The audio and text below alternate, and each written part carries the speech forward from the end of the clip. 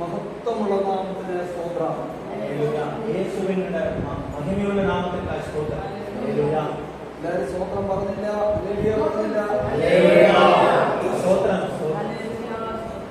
ഇന്ന് ഞങ്ങൾക്കിവിടെ ഈ തഞ്ചാവൂരിൽ ഞങ്ങൾക്കറിയാവുന്ന ഒരാളുണ്ട്, തഞ്ചാവൂർ വില്യംസ് ആണ്. ഞങ്ങളുടെ നാട്ടിലൊക്കെ വരികയും പാടുകയൊക്കെ ചെയ്യും. ഈ ഇവിടെ വന്ന് ഇപ്രകാരം ഒരു മീറ്റിംഗ് നടക്കുവാൻ സ്വർഗത്തിലെ ദൈവം ഞങ്ങൾക്ക് തന്ന നല്ല അവസരത്തിനായി ഞങ്ങൾ ദൈവത്തെ മഹത്വപ്പെടുത്തുകയാണ്.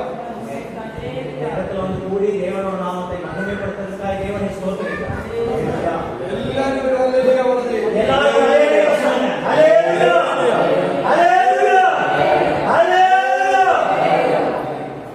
യേശുക്രിസ്തുവിന്റെ ഒരു പ്രത്യേകത, 2-3 പേർ യേശുക്രിസ്തുവിന്റെ നാമത്തിൽ എവിടെ കൂടി വരുന്നോ അവരുടെ നടുവിൽ യേശു കർത്താവ് ഇറങ്ങി വരും.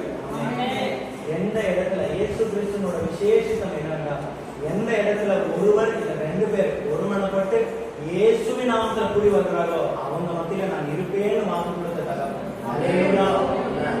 യേശു ക്രിസ്തു എവിടെ വന്നിട്ടുണ്ടോ അവിടെ അത്ഭുതം നടന്നിട്ടുണ്ട്. യേശു ക്രിസ്തു എങ്ങനെല്ലാം വരുகிறாரോ അங்கെല്ലാം അത്ഭുതങ്ങളും വിടുതലയും നടന്നിട്ടുണ്ട്. യേശു ക്രിസ്തു അത്ഭുതങ്ങളുടെ ദൈവമാണ്. യേശു ക്രിസ്തു അത്ഭുതങ്ങളുടെ ദൈവമാണ്. യേശു ക്രിസ്തു വന്ന് ഇന്ന് വരെ ഒരുത്തനെ കൊന്നില്ല, ഒരുത്തനെ വെട്ടിയില്ല, ഒരുത്തനെ അടിച്ചു കൊന്നില്ല, ഒരുത്തനെ തട്ടിക്കളഞ്ഞില്ല.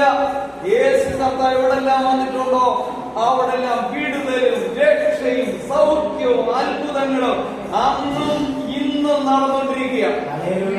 இயேசு கிறிஸ்து வந்த இடத்துல எல்லாம் அடிக்கவோ இல்ல ஒருத்தவங்களை கொல்லவோ இல்ல ஒருத்தவங்களை குற்றப்படுத்தவோ அவர் வரல.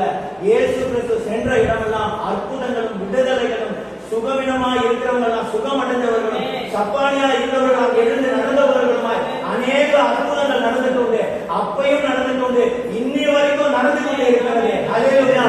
യേശു ഇന്ന് ഇവിടെ വന്നിട്ടുണ്ട്. എന്തിനു വേണ്ടിയെന്നറിയാമോ? നമുക്ക് ജീവൻ ഉണ്ടാകുവാൻ, നമുക്ക് സമർത്ഥമായ ജീവൻ ഉണ്ടാകുവാൻ. യേശു ക്രിസ്തു നമുക്ക് മധ്യയിൽ இருக்கிறார், നമുക്ക് ജീവനെ കൊടുത്തു വന്നിരിக்கிறார். ഹല്ലേലൂയ. സമർത്ഥമായ ജീവനെ കൊടുക്കുവാൻ, സമ്പൂർണ്ണമായ ജീവനെ കൊടുക്കുന്നവർ. ഹല്ലേലൂയ. ആമേൻ. സ്തോത്രം. യേശു ക്രിസ്തു ഒരു കാനാവിലെ കല്യാണ വീട്ടിൽ ചെന്നു. ആ വീട്ടിൽ ചെന്നപ്പോഴേ അവിടുത്തെ പ്രധാന വിഭവം, അവിടെ ആരാജ്യത്തെ പ്രധാന വിഭവം അത് തീർന്നുപോയി. ഒരു കുറവുണ്ടായി. അവരുടെ കല്യാണത്തിന്, ഇപ്പൊ നമ്മുടെ കല്യാണത്തിന് ശാപ്പാട് തീർന്നു പോയാൽ എന്തായിരിക്കും അവസ്ഥ? ഇതേപോലെ അവർ നാണക്കേടിന്റെ വക്കൽ, ആള് കൂടുതൽ വന്നു, ആഹാരം കുറവാണ്, തികയുന്നില്ല, എന്ത് നാണക്കേട് ഉണ്ടാകാം. അങ്ങനെ വിഷമിച്ച് അവരിയ്ക്കുമ്പോഴാണ് യേശു ആ വീട്ടിൽ കയറി ചെന്നു. യേശു എവിടെ ചെന്നാലും അത്ഭുതമാണ്. காணான ஒரு கல்யாணம். ஹல்லேலூயா.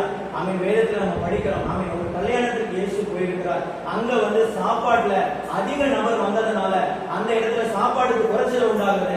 சாப்பாடு குறைச்சல் நிமித்தம் அந்த இடத்துல அந்த வீட்டுல கல்யாணம் நடத்துகிறவர்களுக்கு ஒரு அவமானத்துக்கு ஒரு பேர் வருகிற காரணமா இடைப்படும் போது ஆண்டவராக இயேசு கிறிஸ்து அந்த கல்யாணத்துக்கு வருகிறார். அந்த கல்யாணத்துல உண்டான எல்லா குறைவுகளையும் நிறைவாக மாற்றுகிறார். ஹல்லேலூயா. ശാപ്പാട്, കല്യാണത്തിന് ശാപ്പാട് തികഞ്ഞില്ലെങ്കിൽ പെട്ടെന്ന് ഉണ്ടാക്കാൻ ഒക്കത്തില്ല, ഹോട്ടലിൽ നിന്ന് വാങ്ങിക്കാൻ ഒക്കത്തില്ല, വാങ്ങിച്ചോണ്ട് വരുന്നവരെ ഞാൻ നിൽക്കത്തില്ല.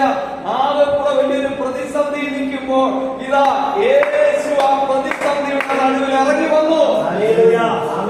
கல்யாணத்துல நம்ம சமைக்கும் போது அது குறைவாயிட்டு, திடீர்னு நம்மளால சமைக்க முடியாது, ஹோட்டல்ல போய் வாங்குற அளவுக்கு ஜனங்களுக்கு பொறுமையும் கிடையாது. ஆனா எந்த இடத்துல குறைவு ஏற்படுகிறதோ அந்த இடத்துல தேவன் இறங்கி வந்து அதை நிறைவாய் மாற்றுகிற வல்லவராய் இருக்கிறார். ஹல்லேலூயா. നമ്മുടെ ജീവിതത്തിൽ എന്ത് കുറവ് വന്നാലും എന്ത് പ്രശ്നം വന്നാലും യേശുവോട് ഇറങ്ങി വരും. ஹல்லேலூயா. நம்மளோட வாழ்க்கையில என்ன குறைவு வந்தாலும் அந்த இடத்துல ஆண்டவராக இயேசு கிறிஸ்து வந்து நம்மை நிறைவாய் ஆசீர்வதிக்க வல்லவராய் இருக்கிறார். നമ്മൾ വിഷമിച്ച് സങ്കടപ്പെട്ട് എന്ത് സംഭവിക്കും, നാണക്കേടാകുമോ, എന്റെ ജീവിതം തകരുമോ, എനിക്ക് ആകെ പ്രതിസന്ധിയാകുമോ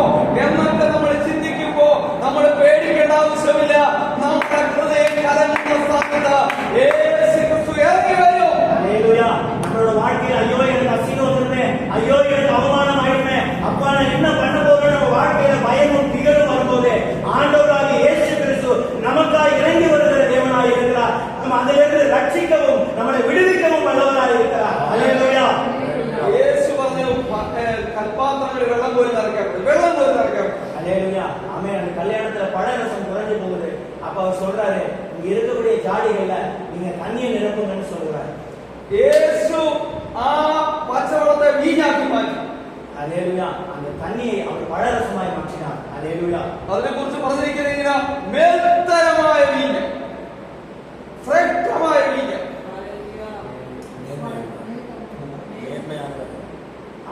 அதாவது அந்த பழரசம் வந்து பாத்தீங்கன்னா ஆரம்பத்துல பரிமாறும் போது, ஏன்னா எப்பவுமே முதல் பந்தி உட்காரும் போது பாத்தீங்கன்னா எல்லாமே கிடைக்கும்.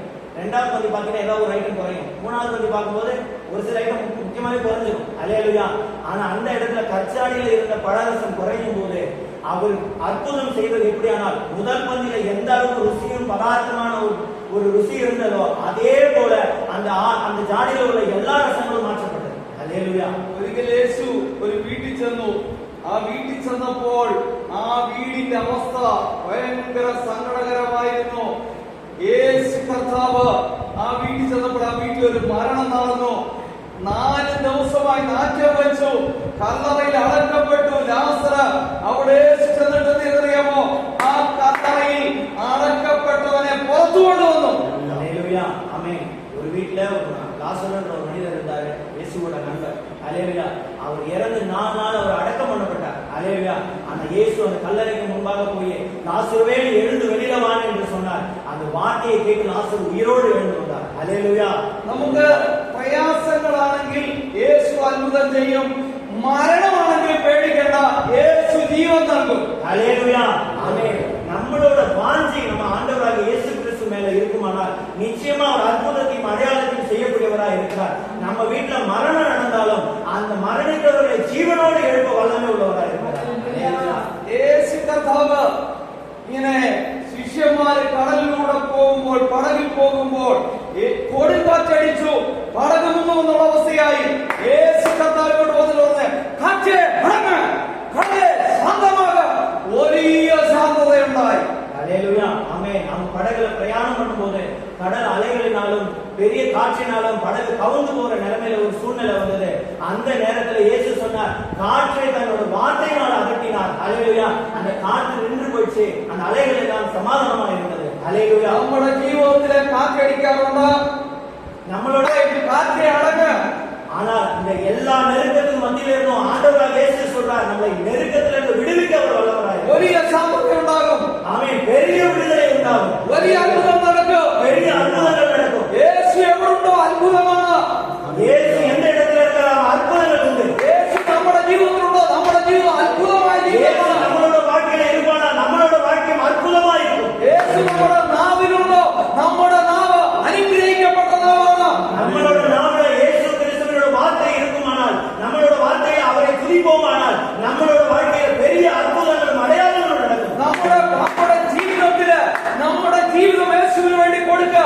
നമ്മുടെ ജീവിതം ഒരു അത്ഭുതമാകുന്ന ജീവിതമായിട്ട് മാറും. நம்மளோட வாழ்க்கையை நம்ம இயேசு கிறிஸ்துவுக்காக அர்ப்பணிக்கும் போது நம்மளோட வாழ்க்கை அற்புதமான ஒரு வாழ்க்கையாக காணப்படும். നമ്മുടെ വീട് യേശുവിന് കൊടുക്കുക.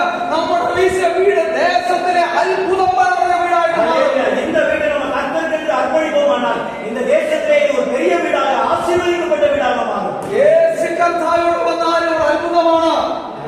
கர்த்தரின் இடத்துல வந்தா ஒரு பெரிய அற்புதம் நடக்கும். ഇവിടെ ഒരു അത്ഭുതം നടക്കാൻ പോവുകയാണ്. ஆனா இன்னைக்கு இந்த இடத்துல ஒரு அற்புதம் நடக்க போவா. 40 ദിവസത്തെ ഞങ്ങളുടെ സഞ്ചാരം, ഈ പ്രയർ ട്രെയിനിങ്, അതിനെ കർത്താവ് ഒരു വലിയ അത്ഭുതമാക്കി മാറ്റാൻ പോവുക. 40